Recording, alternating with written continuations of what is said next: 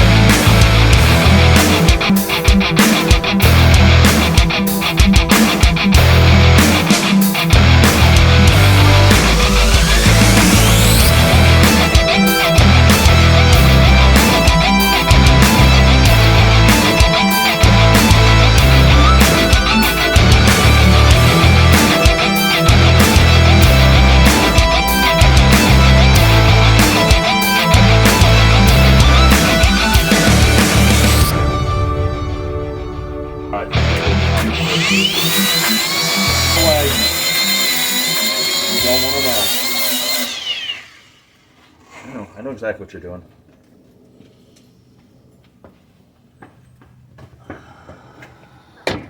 Told you didn't want to know.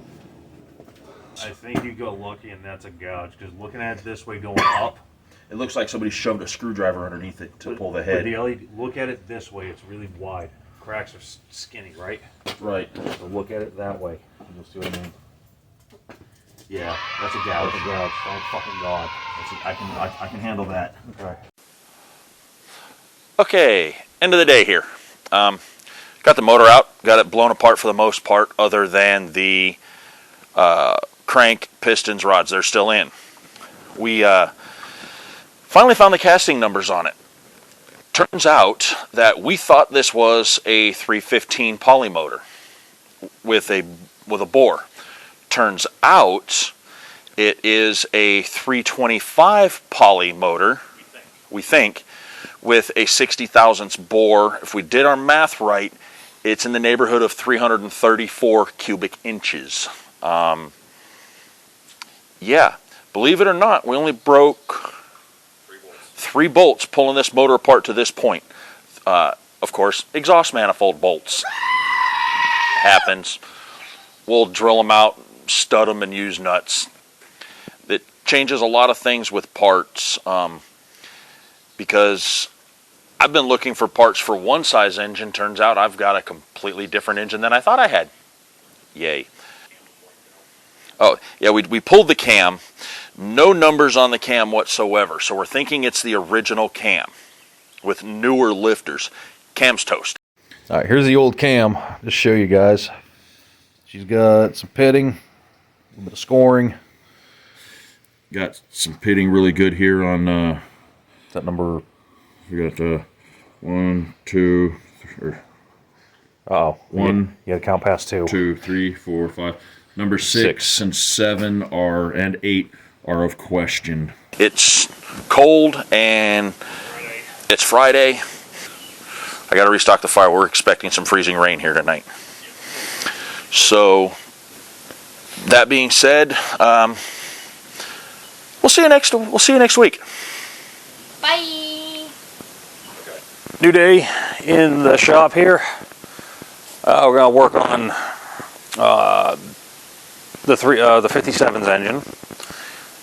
After doing the math and everything, turns out this is a 325. Our started life is a 325. It's been bored 60. Just looked at the crankshaft. It's got 10-10 ground, so 10 oversized or undersized, whichever way you want to call it. On the rod bearings, 10 on the main is what we're expecting to find. The heads. Yeah. Alright, so we got the heads here. Not terrible. I don't see any reasons going on the top of the... Yeah, I mean, the old dinosaurs that were in here were, yeah, baked on a little bit. There was no evidence of a blown head gasket, so that's a good day.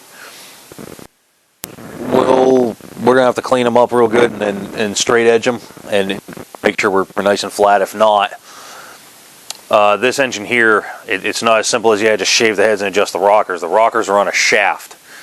You have to shim the rocker shaft up if you shave the head down. It's kind of goofy. If you don't, it'll just usually it pokes the valves open. Push rods. Yeah, but trying to find them in, minus 10 thousandths in this engine is going to be a nightmare. Just measure the length and start measuring. Yeah, just start to put them on the lathe and. But anyway. So yeah, like I said, they're both in good shape. We didn't see any cracks yet. We haven't really dug into them, so hopefully there isn't any. These old Mopar heads are pretty tough. So these oil through the head, which is fine. So there's our rocker shaft. Like this bolt here does have a hole in it. So does that one. Feeds oil up through. And I said if I can do this without making a mess. There's another hole that comes out the side, and that's what feeds the rocker arms. But like I said, when you shave the heads, typically you gotta shim this whole shaft up just so you have the proper clearance on your rocker arms. Another cool feature. Oh, that's the oil filter. Not supposed to have dust in it. Anyway, yeah. Cartridge style. Yep, cartridge style oil filter. 2 hoses, Yeah, this is the feed, this is the return. Yeah, goes up in here, goes around, comes out the bottom. It's kind of neat. Stay. So on to the block. So like I said, today's goal, right now we want to get the rods, crank, pistons out. But yeah, we want to get apart, we want to see what the bores look like. Well, we just got we don't typically do automotive machine work, but we do have the ability to do some measuring. If it needs the machine work, we'll send it off. There's a place, I'd say 5 miles up the road here that does that kind of stuff. They're set up for it, we're not. So that's kind of our game plan for today. Get the motor the rest of the way apart and see what we're starting with. And then after that, we'll get her cleaned up and start crying as we buy parts. At least Ray will. Had to have a Dodge. Mopar guy. Yeah, the frickin' Mopar guy. Yeah. All right.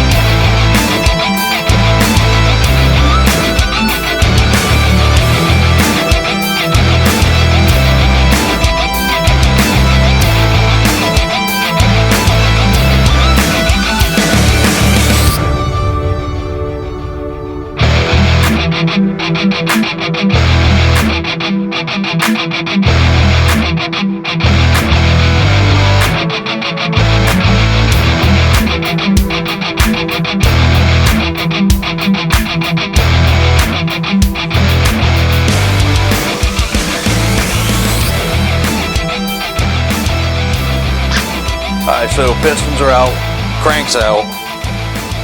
I don't know whether to cry or fucking, or I don't know what to do yet. So, cam bearings, or excuse me, the Rod bearings. rod bearings, actually in pretty good shape. Surprisingly, I was expecting them to be worn all. No, they are in real good shape. This is Probably number 8. ooh close, number 7. So numeral 7 here. See if I can get a shot of it.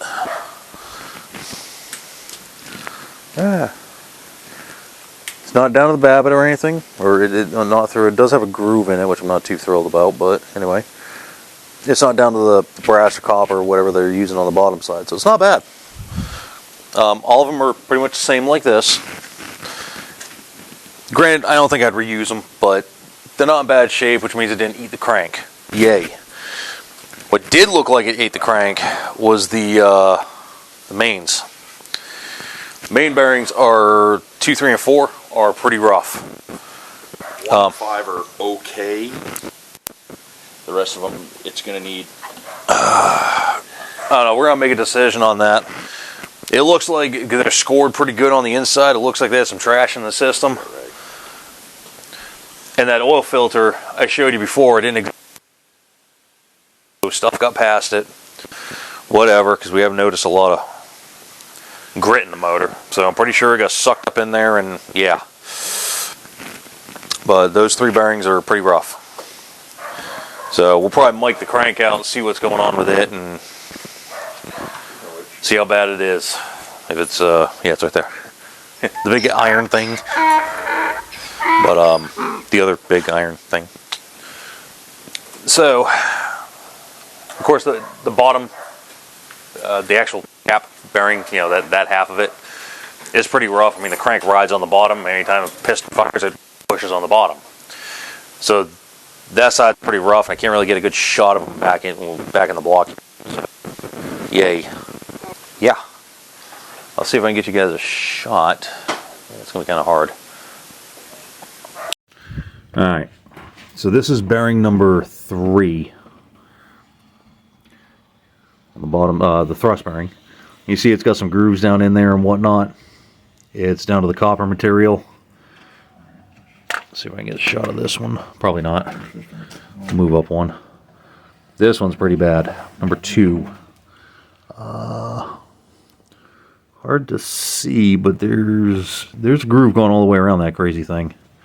You can probably see it right there on the bottom side. That's wore out pretty good.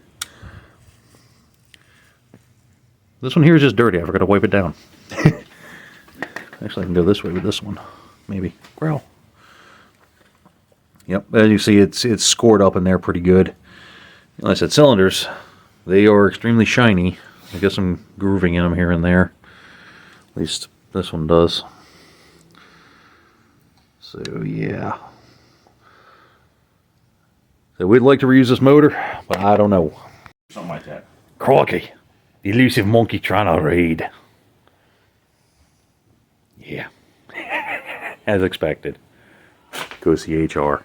Yeah. Big trucks. So what we got going on now, we actually, I think Ray invested in a service manual for this thing. An original shop service manual. Yes, an original shop service. I think you eBayed it, didn't you? Uh-huh. Or something like that. We'll get back to that. Yep. Not So- easy to find. No, but it's got all the engine specs in it that we need, or what it should be to start with. So that's what we're going to check out and attempt to learn how to read here and not go cross-eyed in the process because some little tiny numbers. We would like to reuse this system, but like I said, I don't know at this point. We got to really dig into it and see what it's going to cost us. Nope, Ray just chucked the book. That tells me everything.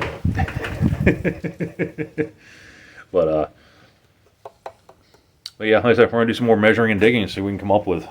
We'll see how screwed it really are. The close button? No, I switched it back to me like an idiot. Yeah, pretty much. All right, blah, blah, blah. All right, end of the day, yeah. Not a good day. Engines tore apart. Need new pistons, 60 over. The rod bearings are in good shape. Main bearings, 1 and 5 are okay. 2, 3, and 4 are not Yikes. so good. They're sketchy. We jigged the crank up on the lathe here just so we can kind of hold it so we can measure. 1 and 2 are reasonable. 3, 4, and 5 are around 3 to 5 thousandths out of line. And how do we do that? We used a magnetic dial gauge on the, and we rotated it by hand just to kind of measure. Pretty sure we need a new crank. If I can't, it's looking to be easier to get a whole engine than it is to get just a crank. This is a rare engine we're finding out, so yeah. Option number B. Or option we B. have been talking about. Option B, I've kind of had in consideration since I bought it just in case, is doing the 360 Magnum engine with an NV 4500 straight drive, if I can find one.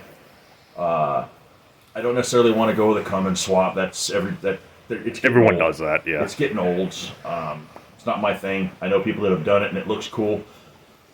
I don't want to quite go that far. I'd like to stay as original as possible, if possible. So yeah, that's going to wrap it up for today. Actually, for this week, it's Friday. It's raining.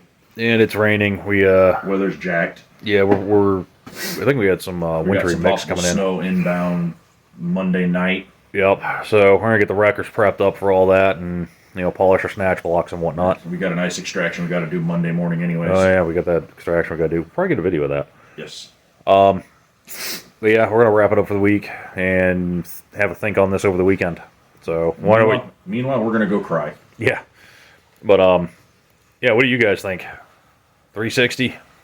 Was it the NV 4500? Yeah. I think that looked pretty cool in there. I know we want the original plan was to keep it original, but I don't know if we can't find a crank for it, and like I said, the cam and all that stuff. I mean, it gets out of hand quickly. Like I said, let us know what you think. We're highly considering the Magnum swap. Matter of fact, Ray's already done it once. I've got a custom Magnum in my Ram Charger. Yep, and the Ray Charger. It's not a Ram Charger anymore. There ain't a damn thing that hasn't been changed on it. Yeah. Well, the body and the frame are original. That's about it. Literally. The rest of it's been. Still got the original steering wheel. So does this 57. Matter of fact, it looks like it's gonna freaking stay there. But anyway, yeah. So let us know what you think. 360 Magnum. We're trying to do something different. Well, like I said, Cummins is not on the table. We're not gonna do that. But anyway, until next week.